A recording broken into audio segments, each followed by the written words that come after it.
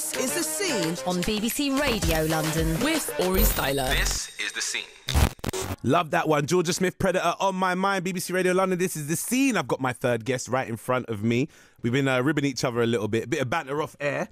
Probably bring it on to air now, and I'm kind of worried because he looks ready to fire some shots at me. Say my name. Say my name, bro. Okay. All right. Give me a chance to warm up to this. Say my name. I want to say it right straight away. Do it. All right. Actor and filmmaker Femi.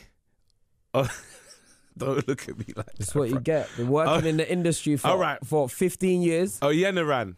Wow, well done. There you go. You made it seem so simple. What happened before, bro? Before, do you know what I said to you? For me, sometimes when I say something, I speak quickly, the N and the Y swap over. So rather than going Oyeniran, I go Oneyiran. Wow, that sounds mad. It sounds mad to you, but it's in any language, bro. If you're talking quick enough, that's what happens sometimes. So, oh yeah, you have to slow it down, man. All right, let the people know. Femi Oyeniran. Okay. Femi Oyeniran. Oh, that's how it's said in. Oyeniran. Is it Yoruba? Do you know what? I was in Nigeria last week. It's Yoruba. I was in Nigeria last week, and people were like, "I've been seeing you in interviews calling yourself Femi Oyeniran. You do know that's not how to say your name." Oh wow, they're telling you about you. Yeah, it's like Femi Oyeniran.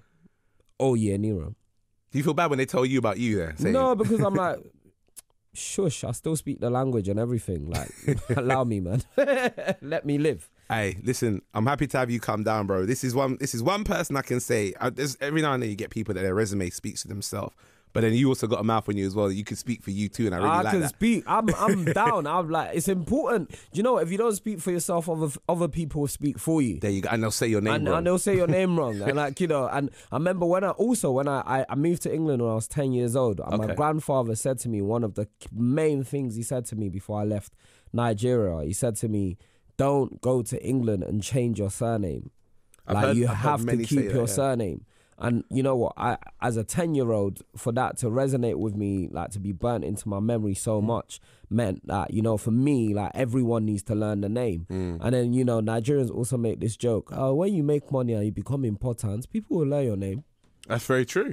People will learn your name. That's very true. I've heard some people say Arnold Schwarzenegger, his name isn't the easiest name to, but as soon as he became popular, people learned. People learn. You don't slip up on that name. So I've still got a lot of work to do, because even you...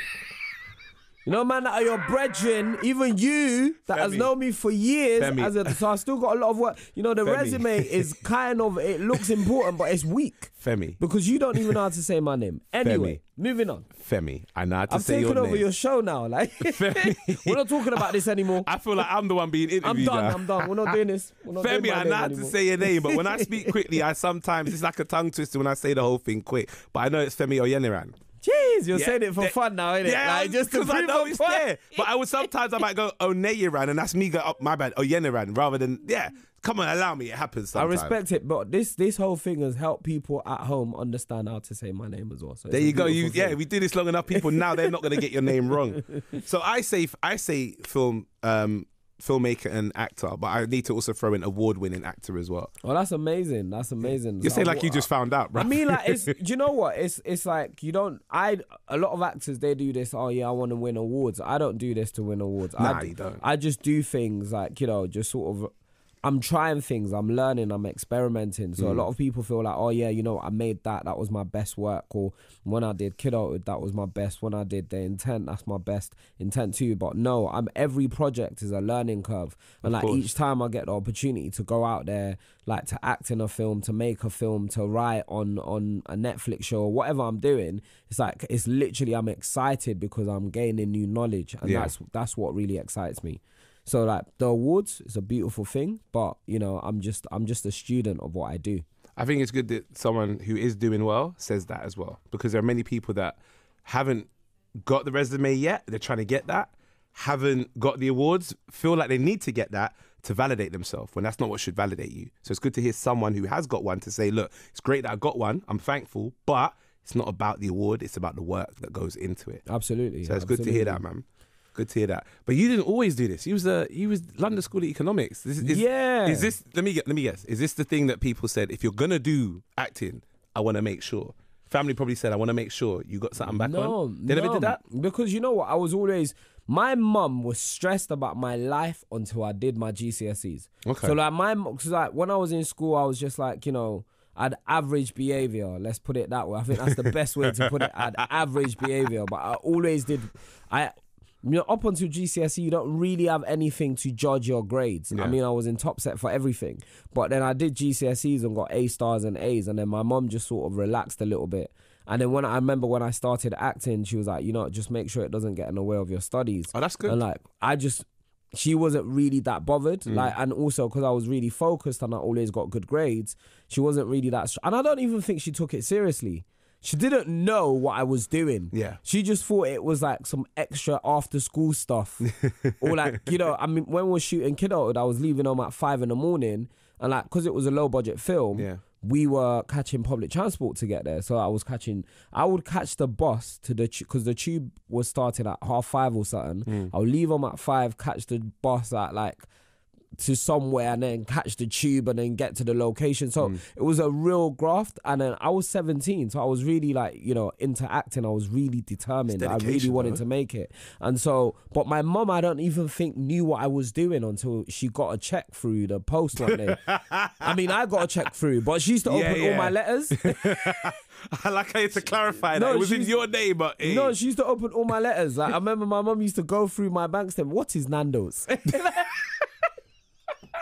Like, why'd you go to Nando's so much? And all these different restaurants. You're eating at a restaurant. I can cook this food. Yeah. Like, all of that stuff. So, being the watchful but caring and loving mum, innit? But she would literally, for a long time, I had my letters going to her as well. So, like, I only stopped it, like, not even that long ago. And she would literally open all my letters and like, really, like, sometimes read it out to me or send me pictures. I'm like, that must have been awkward sometimes, but why? But anyway, but she was really supportive, and my stepfather as well. They were really supportive in that they didn't really, me going to London School of Economics to study law, that was just me being, that's what students that get A's and A stars do. Like, they go to a Russell Group university. So I just did that. In a way, that was my natural course in life. And then obviously acting and all of that stuff came in when I was doing my A-levels, and it was almost like a career that was predestined for me even before I finished my education.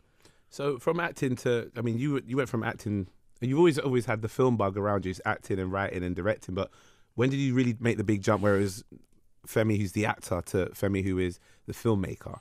So it was quick, actually. So like, it's funny because I was doing my degree.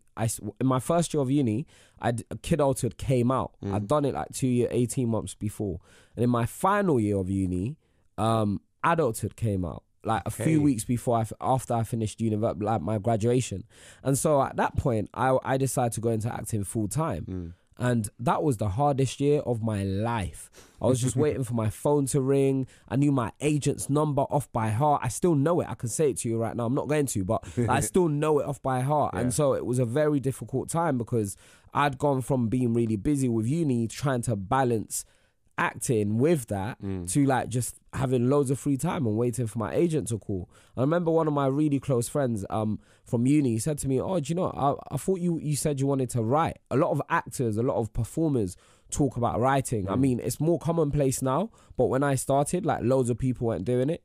And Alex was like, I thought you were talking about writing. Why don't you write the script? And then it was really that friend, like, who's still one of my closest friends now, that encouraged me to like actually write and challenge me to come true on the things that I was saying about creating my own content. And then from there, I just never looked back. I just carried on creating because that kept me busy, and eventually that turned into something that I could make money from.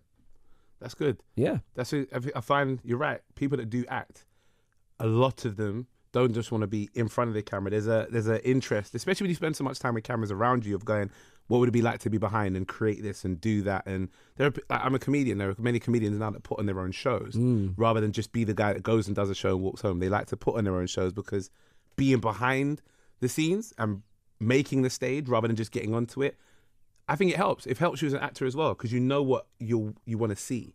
Absolutely. So, I think the business side, I think ultimately getting behind the screen or behind the talent, all of that stuff helps you. It feeds into each other, and I feel like the minute I became a director, I've not really acted much because I've not had as much time. But the minute I became a director, I became a better actor because I knew what I'd been doing wrong all along, and Yeah. I could see it now because people come into auditions for me, and I could see the mistakes that I was making, and like everything just came together in that moment because I was on the other side of the seat. So it kind of feeds each other. It's like, you know, both ways, you know. So you get like the full circle, you get the 360 perspective of the creative process. No, of course.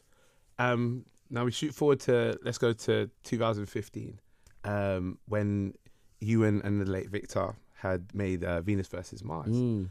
Talk to me about. Let me hear it from you. Talk to me about that because I know from talking to people that we know in there. But talk to me about it from your side. My business partner Victor Adeboden, God bless you, so he passed away just over a year ago now, and Victor was someone that I knew from when I was about 12, 11. Like at the time, Islington Council, I grew up in the Islington area, it's like Holloway.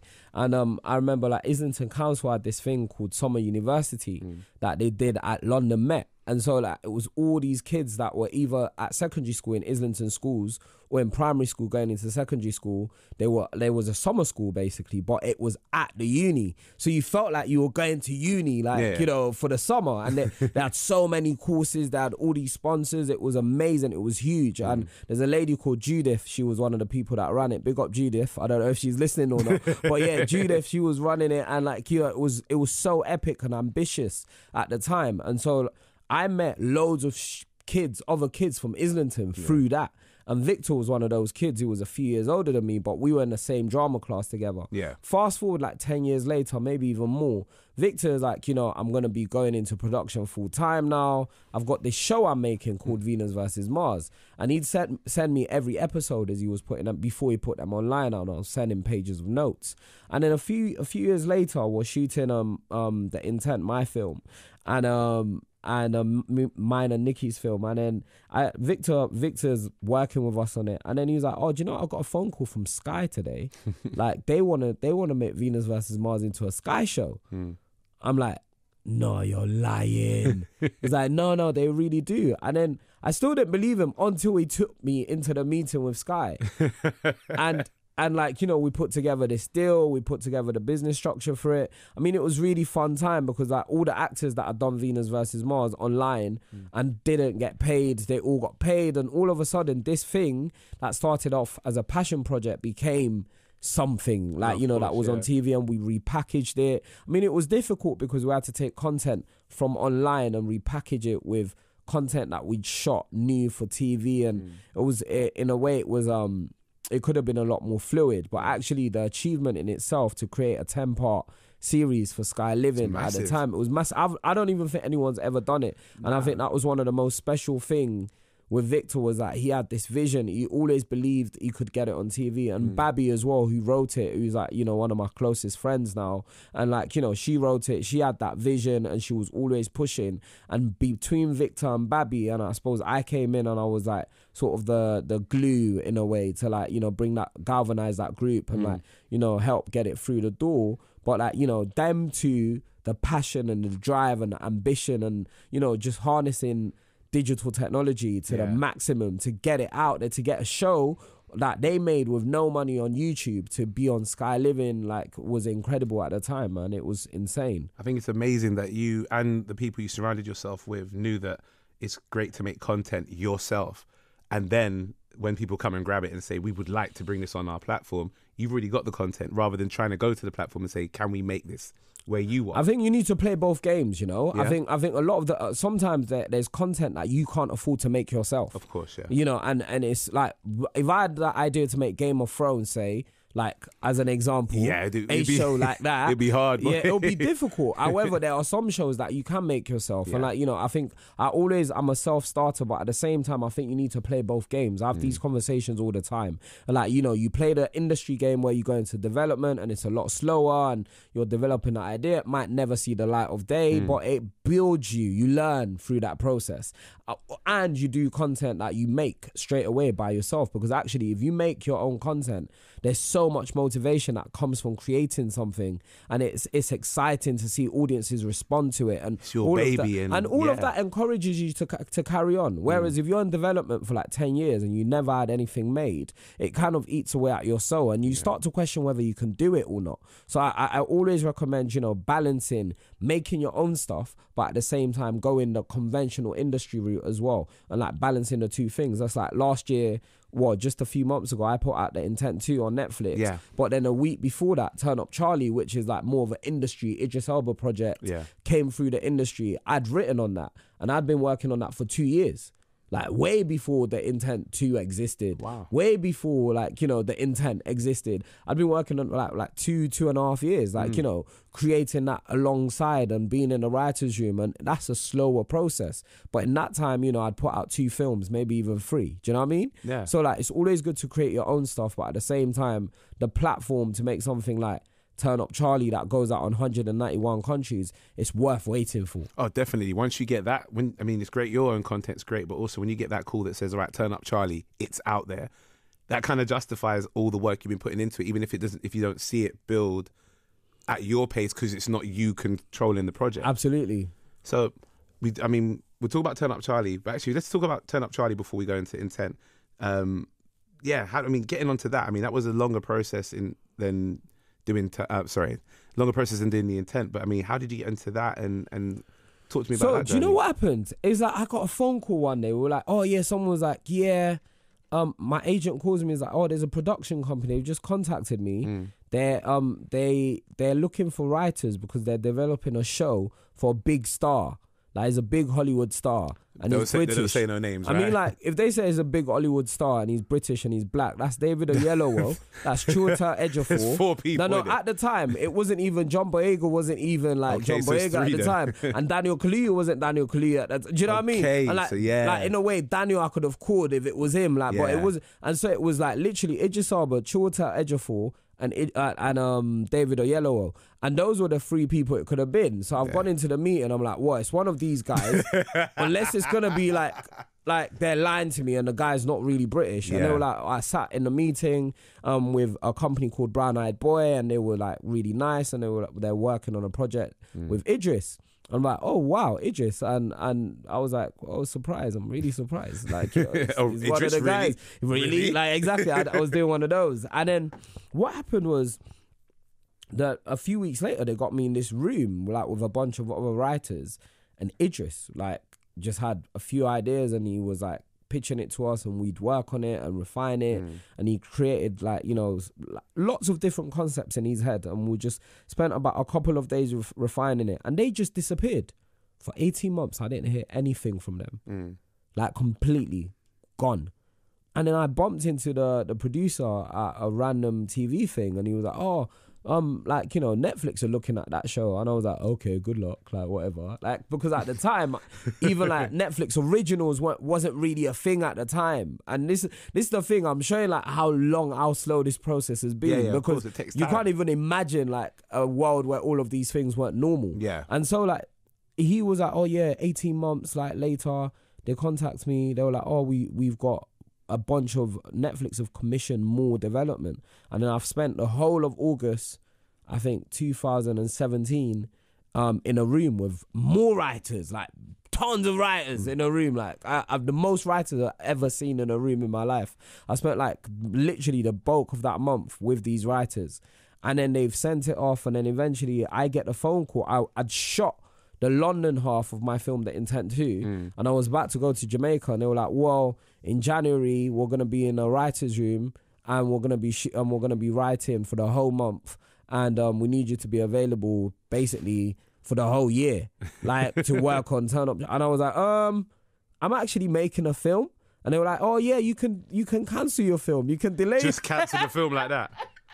Just cancel the film like that. They were like, yeah, like, can't you just push who do we need to speak to? Who's your exec? Like, let's just. I'm like, no, you don't understand. It's actually my film. Like, you know, it's me and my business partner making the film. It's our film, we've written it. They're like, oh, there's a way. So I ended up incorporating the two things. I ended up basically Skyping in from Jamaica every day and doing a full day's work on Skype, and then going to shoot the movie every every single day.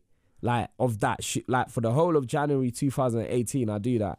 And so really that whole experience was amazing because it showed me how slow these things move, but at the same time you end up with like, you know, sort of a sitcom that people are loving, like people really like it because it's easy to watch and it's accessible, and you end up working on with Idris Elba and like seeing how he's set up his situation, and like, you know, he's like one of my heroes. Like having spent time with him and seeing like, you know, his process and how his team works, like, you know, he's such a big icon, man. Yeah, so I went to see I think the premiere of Yardi, and he was there talking, and just hearing him speak on the film and the detail he paid to wanting to build that film, I can imagine working with someone like him, it's going to be fully detailed, but also he was very understanding of other people's cultures. He would take in a lot of information so he could say, yeah, I wanted to make sure I portrayed this, not by just my ideology of Jamaican culture in the UK, but how everyone else had also perceived it and lived it.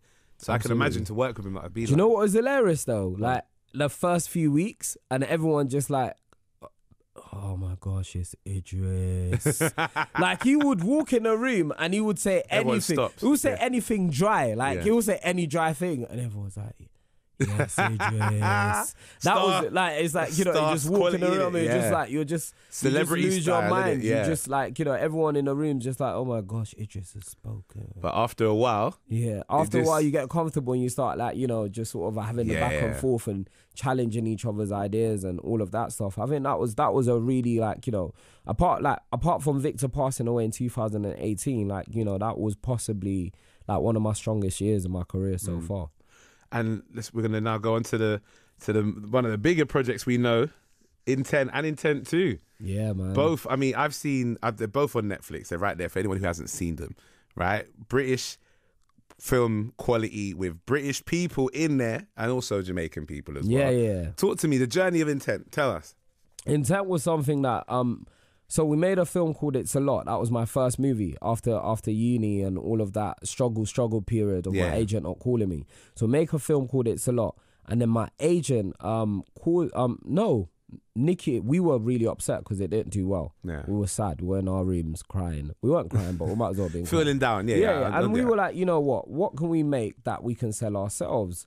Like, and so we decided, actually, let's make a crime thriller, because at the time, UK, like, really street music was really popping off again. Yeah. So at the time, what I'm talking about, 2013, 2014, Skepta's having his resurgence, like, you know, with his new sound. Linking up with Americans at that time, Stormzy is becoming big. Yeah. Like, Krypton Conan just coming out. Fecky just coming out. So, like, you've got, like, the sounds changing. It's changing from, like, you know, where you had, like, you know, all Tiny Temper and Tinchy Strider and all of those guys, where it was more pop and, like, it was becoming more street again. Yeah, of course. So we were like, oh, you know what? We need to make a film that reflects that. And so we decided to make a crime film. And then we were like, oh, how do we make it sell? We looked at the Americans and how they use rappers to sort of elevate their films. Yeah. And so we decided to work with Scorcher and Krypton Conan and I think Fecky and a few others, like, you know, sort of up and coming rappers in the film, alongside actors, so like such as Ashley Chin, myself, and Dylan Duffus, and a bunch of other actors that were new and up and coming. And so we just went round to all our friends and we got money and we made it. And we were gonna sell it out of the boot of our car. I remember that. Like, that was, I mean, that was an idea, but it was that principle of selling. Yeah. There's something pure about the hustle. Yeah, you know, selling it out the boot of our car. And then we got we made it and we're like, this is actually good, you know. Actually, like, no, but like, you know, you don't know sometimes when until you're making something and you're like, oh no, this is dope. Yeah. Like, this is really like, we can get a distribution deal. So we run around town because I've been in the industry since I was a kid, so I know all the big film distribution companies. So we run around town and no one offers us a big enough deal. And so we're like, we can release this ourselves. We know the market, and the way we've engineered it is like, you know, we studied the audience and we know everything, how it's going to go down. So, you know, we released it ourselves, and then eventually it went to number 3 on iTunes. It went to, it was in the top 10 on all the digital download sites. And then we did a small cinema release ourselves. Yeah. And then eventually 3-4 months later, we did the Netflix deal, and we did that for the world. We sold it to Netflix for the world. And I think that was the game changer, because, like, you know, you go to any territory and it's there. Like, you know, and Netflix, in that period from 2016 when we did the deal to now, it's like a different Netflix. It's like it never existed. And so like, because of that platform afforded us like, you know, a broader platform and a broader audience base than what we would have had if, like, you know, it was just us trying to get it out there. Yeah. And then off the back of that, we were talking to a bunch of distribution companies as well as music companies about the sequel. Yeah. And we ended up talking to Darkus and Twin at Island Records, and they liked the idea, and then, you know, they signed it off. It took a year to do the contract. It took a year of negotiation. As it does sometimes. It took a year, literally a year. And it wasn't like, oh, it took a year of them thinking about it. They said yes on the first day, and then it took a year to sort out the paperwork. Okay, so thereafter, so it was like the lawyers just like, you know, fighting each other, like, you know, and trying to prove who's got the better lawyer type thing. And like, we ended up doing that for about a year, and then eventually we did the deal. And then the intent too, we wanted to make it bigger because we shoot all these films, and like, especially crime films, they've been done quite well in England. And like, you know, in terms of working class crime genre, it's been done quite well for black audiences, well, with black talent as well as non-black talent. And so we decided that we wanted to like go to Jamaica and like, you know, really expand the territory. And like, you know, sort of, you know, growing up in the UK, you're as a black person, you're British. You're, in my case, I'm African. I was born in Africa. It's more than one culture. You're a bit Caribbean. You're a little bit American. Your culture's influenced by all the diaspora. And so like, you get a lot of references from all these different places. So like, for me, on the first time I went to Jamaica, it felt so familiar, and I felt so comfortable. And then because of that, you know, we put it together, and we had a lot of support from people in Jamaica, such as Carleen, Popcorn, the music artist, Popcorn. Saying it right. Yeah, Popcorn. And he's a really good guy, and he took us in. He believed in the vision, and he'd already seen the intent because of the platform that the first one had. Yeah. And so, you know, that was how we put that project together, man. But it surprised me that, again, it's something that started from us deciding to make something, and it's just grown and grown and grown and grown. Nice. Femi, you're not going nowhere, are you? You can stick around for a bit. I'm here. All right, ladies and gentlemen. Say my surname again, please. No, you're going to say it because you got to say your social media. Oh, no, you say it, bro. Femi Oyeniran. Oh, God. There you go. What's your social media, sir? It's that. FemiOyeniran. All one word. Oh, let me give it to you. Foxtrot Echo Mother India. Oscar Yankee Echo November India Romeo Alpha November. You've had to say that when you call up like the bank, because or you they call up they say, I say Femi, they say Semi. I say Femi, they say Sammy. I say Femi, they say Yemi. Don't worry, we're going to get your name right, sir. This is BBC Radio London, Aurie Styla, The Scene. Femi's here and I'm going to bring my guests in, but before I do that, how about some music? Childish Gambino.